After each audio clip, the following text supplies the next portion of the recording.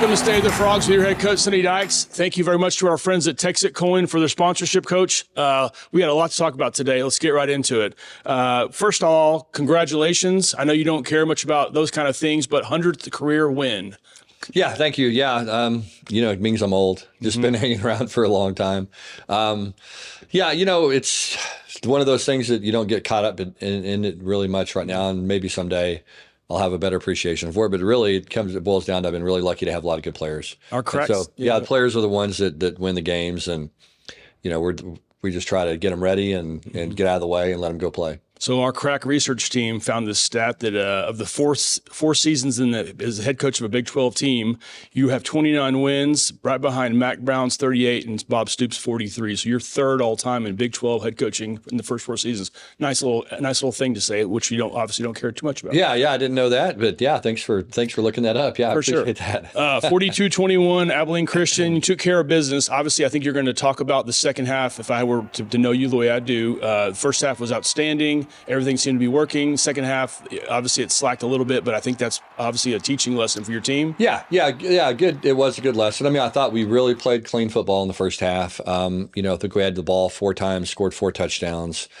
gave up a little bit of yards, but got stops in the red zone and forced them to kick some field goals, and they missed some field goals, and we roll into halftime up 28-0, and felt pretty good about that, and really tried to challenge the guys in the second half and just tell them how important every rep is in a game. And you're putting those things on film, and they're really critically important, and it's who you are as a program. And so, I wasn't real pleased with the way we played in the second half, but we played pretty clean for the most part. We had 3 pass interference calls and a late hit on the quarterback. 60 yards worth of penalties there that hurt us a little bit defensively. We gave up a couple of 50-50 balls where they were underthrown, and they made a couple of nice plays. They made a couple of nice throws and got on our heels a little bit defensively, and that part wasn't real pleased about. But overall, I thought it was a good win, and thought we did what we needed to do to win the football game and to win comfortably and against a good football team. I mean, those guys, you wait and see, those guys are going to win a lot of football games. Surely. I guess the general message would it be to finish the game, something of that long. Yeah. Look, if we want to be a really, really good football teams understand when you have somebody on the ropes, you got to finish them and don't let teams hang around. And we didn't do a very good job of closing that out. That was what I was really pleased with against North Carolina. We go in at halftime up 20-7. We get the ball. First play of the second half, we have a 75-yard touchdown. All of a sudden, we pull away a little bit. And for whatever reason on Saturday, we didn't have that mentality. And so we got to do a good job of developing that and play with that killer instinct and learn to play for 60 minutes regardless of what the score is. Indeed. We keep talking about your quarterback, Josh Hoover, his career-high passer rating. The guy's looking good on all fronts. Yeah, really played well Saturday. I mean, very, very comfortable. Thought he made good decisions with the ball. Had a couple of instances where he and the receivers weren't on the same page. We've got to get those squared away. But really, besides that, he played really clean. To me, it all begins with our protection up front. They never really got close to him. Had a clean uniform, never got knocked down, never got tackled, never got sacked. So we've been able to play 2 games this year and given up no sacks. And so when you do that, your quarterback starts to get into a rhythm. And Josh is a really talented guy and can throw the football at an elite level. And we've got a pretty good receiver core behind him. And so when those guys are executing like we did, and Josh has that kind of protection and can get comfortable and distribute the ball, then we're going to be able to move the football and score points. Could you take us a little bit deeper into the mind of Josh Hoover, just for people without giving up too much information? What makes this guy go in your mind? Well, he's just really confident in who he is and what he's all about. Just as a person, and that carries over to him as a football player. Just a very consistent guy. You're going to get the same thing from him every day in, day out. The players on our team know exactly what they're going to get from him, and he's going to be the most prepared guy when he takes the field every time he takes it. And he works incredibly hard, takes a lot of pride in his performance, but also how he interacts with his teammates and how he serves those guys. And I think that's the deal with him is he sees himself as a servant leader, and he wants to make people better. And, when you have a really good football player that has that kind of mentality, it can make a huge impact on your program. Right. Defensively, Nnamdi had a huge game, 9 tackles and a sack. Anything about Nnamdi? Yeah, played well. I mean, he's continued to play well, playing physical. We didn't tackle probably as well as I wish we would have Saturday, but Nnamdi was solid and really, really played well. And showed up a bunch. And so he's kind of, as you said, got the big sack on third down to kind of knock him out of field goal range one time. And I'm excited to see him continue to build off that performance. And some of the young kids showed up. Ed Small, in particular, Big 12 Freshman of the Week. Yeah, Ed's one of those guys, had a really good fall camp, kind of hit the wall a little bit. Those freshmen normally do about the third week of camp, and he kind of did, got a little overwhelmed, probably a little worn out, but worked his way out of it and has, got an opportunity to play because Jordan Bailey got a little banged up, and Ed made plays. I mean, it's just what he does. I mean, you go back and you look at his time when he was in high school. I mean, he was just one of the most productive receivers in Austin for 4 years in high school, and the guy just knows how to play football. He knows how to run routes, knows how to catch the ball. It's one of those guys, a lot like Josh, just going to kind of help his team win, and he's going to find ways to be productive and have value. Really neat story. His first catch in college and his first 2 touchdowns in college in one game. Kind of a neat deal. Yeah, not surprised. I mean, he's one of those guys that you're going to hear a lot about him for the next 4 years. Yeah, we spoke of Chase Curtis last week after North Carolina, or 2 weeks ago, excuse me. He got banged up, but he had the first touchdown of the game was Chase Curtis. Yeah, Chase is playing well. He's healthy. He played well. So I was excited to see him go out there and get that catch and get rewarded for that. I think we're really playing well at the tight end position right now. I think DJ Rogers has been one of the more consistent guys for us. Chase is obviously playing well. It's been good to see Lafayette Caraway play well. I mean, he's gotten some snaps the last 2 weeks, and he's a young tight end, and he's really blocked hard and been very physical, and excited to see that. And then Mason Peterson's a young guy that will get on the field some as well. So really like the tight end room. I think all those guys are talented and can help us in different ways. Very good. Now that you have 100 wins, Coach, if you have any desire to catch number one, Joe Paterno at 409. Yeah, I'm going to have to coach for about 40 more years. We did the math. If you average 10 wins a year, it'll take you, about 30 years, or maybe a little more, but that's an interesting Yeah, 10 wins a year. Yeah, 10 wins a year, 30 years. That would put me at, 85? Do you have it in you? I don't know. I don't know if I got it in me. We'll see. We'll be right back with State of the Frogs with your head coach, Sonny Dykes, brought to you by our friends at Texit Coin. Too late. Launched in 2008, it took nearly a decade for Bitcoin to gain global recognition.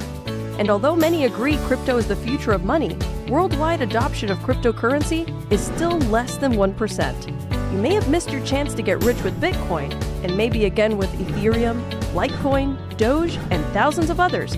But it's not too late to win big with Texit Coin. Get started now before it too becomes a global sensation.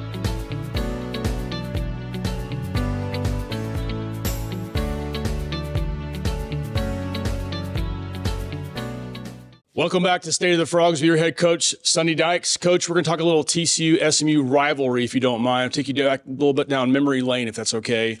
Coach, let's see. The series is 110 years old now this year, so it started in 1915. Some of the most impressive games I wanted to run by you because there's a few that involve you on both sides. Yep. But 1915 was the first game. 1951 is considered one of the most impressive games, a little bit before our time. But TCU beat a number 1 ranked SMU team 13-2, and TCU went on to win the SWC championship that year. A couple guys that are involved, I think you might know some of these. Dick Hightower, Herschel Forrester, and Pat Knight on the SMU side. Fred Benners was a TCU quarterback. This guy actually came from SMU over to TCU, transferred. John Davis, Bill Page, and Bill Wilson were a few of the other notables. I only tell you that because that was the first really big game in a lot of people's minds from the rivalry. Okay, makes sense. Then you can fast forward a little bit to 1989, so we're after the death penalty, right? A few years after. SMU's first year back, and they played TCU. TCU wins 28-10 with Ron Giles, Tommy Palmer, and a guy named Stephen Shipley, if you remember those names. Sure I do. Now let's catch up to our modern era, if you will. 1997. TCU's playing SMU here in the Carter. We're 0-10, Thursday night ESPN game. I might have been on this team, Coach. We weren't doing so well, but SMU's 5-5. If they win this game, they go to their first bowl game since the death penalty. And guess what happens? TCU upsets them. The guy named Jeff Dover at quarterback, Basil Mitchell, a young Ladainian Tomlinson on the team. And, of course, I was there for a little bit of that. That team got turned around pretty quickly. 2005, Coach, the biggest upset considered in modern era. SMU beats number 22 TCU 21-10. It was the first ranked win for SMU. It's in the 19 years since the death penalty. Ty Gunn, Robert Merrill, a couple of TCU legends. 2011 is the next one that comes to mind. A 3 overtime. Number 20 TCU loses 40-33 in 3 overtimes to SMU with Casey Pahal, Ed Wesley, and Josh Boyce. And then the most impressive one for me, because I know you don't want to talk about this, but 2019, you're over at SMU at the time. You guys came over here. You win 41-38 against TCU to go 4-0. You had a kid named Shane Buechele. We've never had an opportunity to talk about Shane Buechele. Yeah. For 1 second, could you give us a little bit of insight on Shane Buechele as a human? Yeah. When we went over to SMU, they had a pretty good team and made a bowl game that year, but the roster was not in great shape. And so we needed to kind of fix the roster pretty quickly. And we were fortunate. We were able, after our first year, to go find Shane. And it was really before the transfer portal. And Shane had been a starting quarterback at Texas when he was a freshman. We had played against him when I was at Cal. And got a chance to watch Shane, tried to recruit Shane coming out of high school. And so I had a little bit of a relationship with him. We were fortunate enough to get him to come over to SMU, and I think he changed the program. I think he's one of the biggest reasons why they've had the success that they've had over there since he came. He just gave the program credibility. We won 10 games that year, had a good team.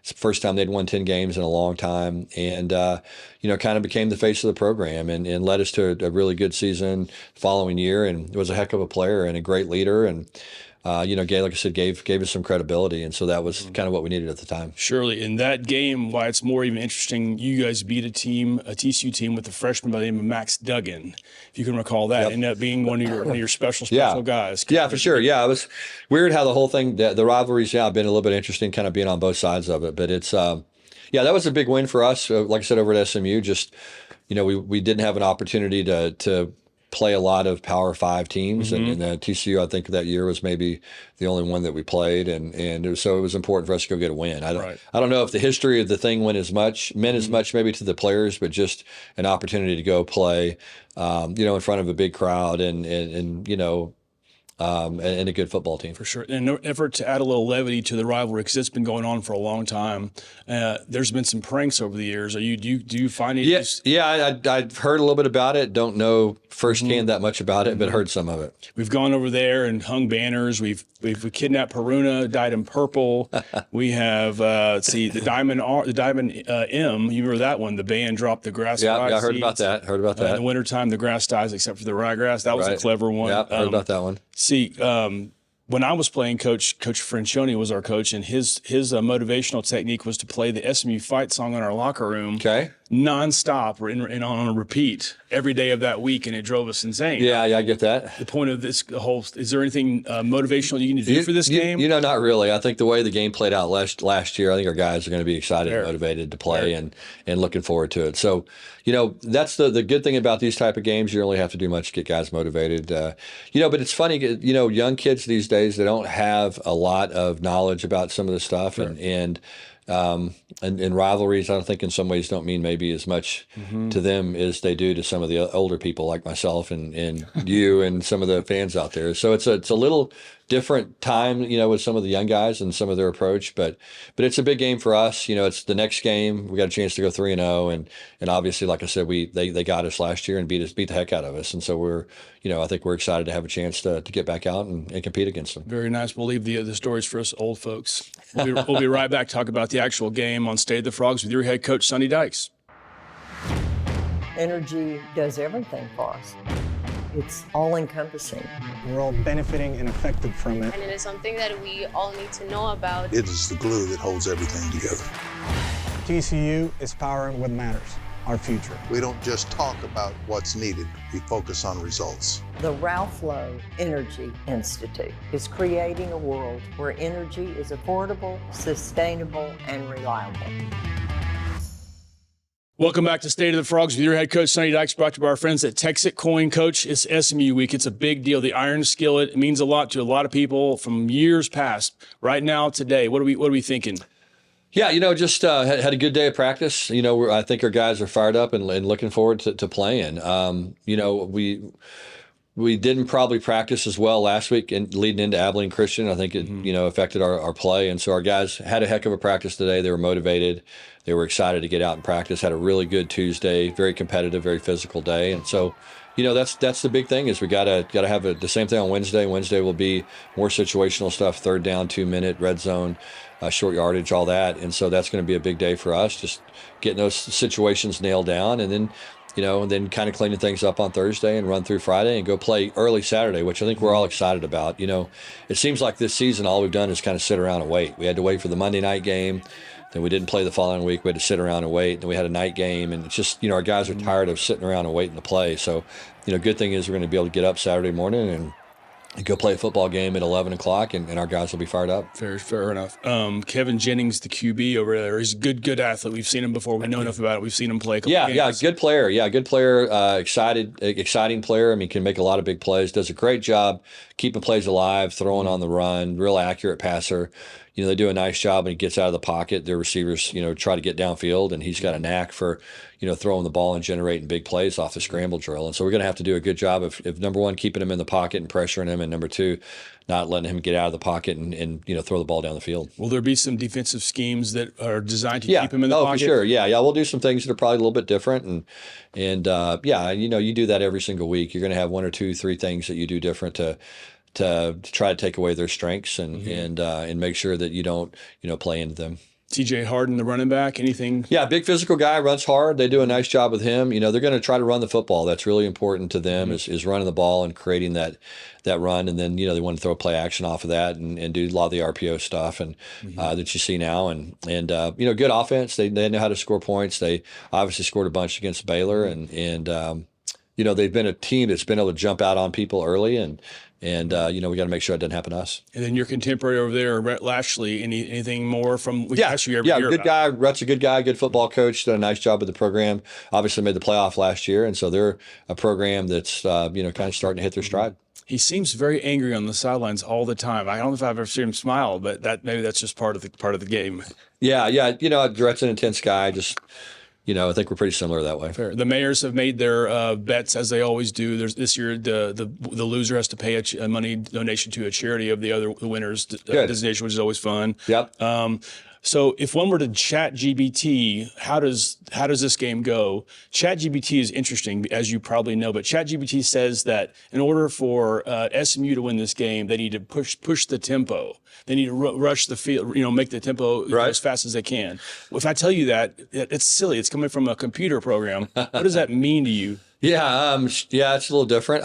Look, I think the big thing is going to be kind of what always is the big thing in football games. It's going to be, which team can establish a line of scrimmage because they want to run the ball, and so we're going to need to be able to try to make them one-dimensional and force them to throw it. We want to run it. They're going to want to try to do the same thing to us. So the line of scrimmage is always important. Doesn't matter if it's a 7th grade game or a Monday night game in the NFL. So we're going to need to play well there. And then for us, it's turnovers. We turned the ball over 5 times last year. They scored 3 non-offensive touchdowns, a kick return, an interception return, and a fumble return. And so we obviously can't make those kind of mistakes. So we're going to have to play clean football, going to have to do a good job of not getting penalties. Just play disciplined, tough, physical, hard-nosed football and execute at a high level. And despite what ChatGPT says, I think that's going to be the formula. Good. I was just curious why I would say that. That's why I brought it up. So this is the last meeting for the two teams, at least what's been said on paper. Yeah. Athletic Director Mike Buddy has said he plans to bring it back. Can you speak to that at all? Yeah, I don't know. The thing about it is this is a little bit of a strange situation.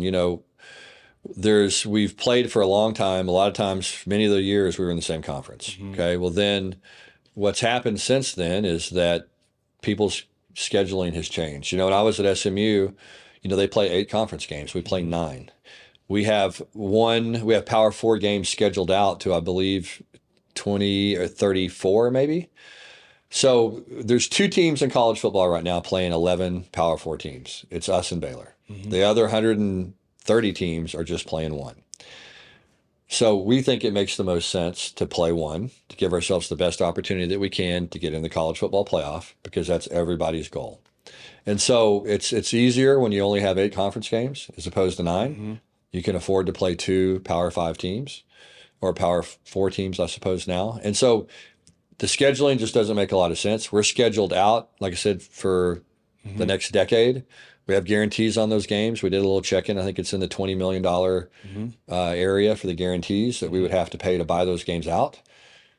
So there's not a whole lot of options at that point. And so the University in Texas, Texas A&M and the University of Texas went through the same thing. They were in the same conference for a long time. They were in different conferences. They became in the same conference. My guess is at some point the series will continue, and I think everybody will be excited about it when it does. I don't think that there's anybody that doesn't want to play the game. I think it makes sense. It doesn't make sense to pay $20 million to play the games. For sure. So that's kind of where we're at, and it's really not a complicated thing. It's very simple. And so at some point, either we'll be in the same conference or we'll schedule at some point. And so that's kind of the way it is going to be moving forward. That's my guess. I appreciate the thoughtfulness there. I've never heard anybody explain it that way. That makes a lot of sense, actually. It's actually a really simple concept. Yeah, it really is. Okay. Well, Coach, we look forward to 11 a.m. Saturday morning. It's the Mustangs here in the Carter. So good luck to you. Yeah, appreciate it. Looking forward to it. Thanks for this. Has been another State of the Frogs with your head coach, Sonny Dykes. Please join us for the Frogs Today pregame show. We're going to have Athletic Director Mike Buddy, Mayor Maddie Parker, and we're going to have new Police Chief Eddie Garcia on the show. So please tune in and see what these guys had to say about you and your team, Coach. Until next time, thanks again.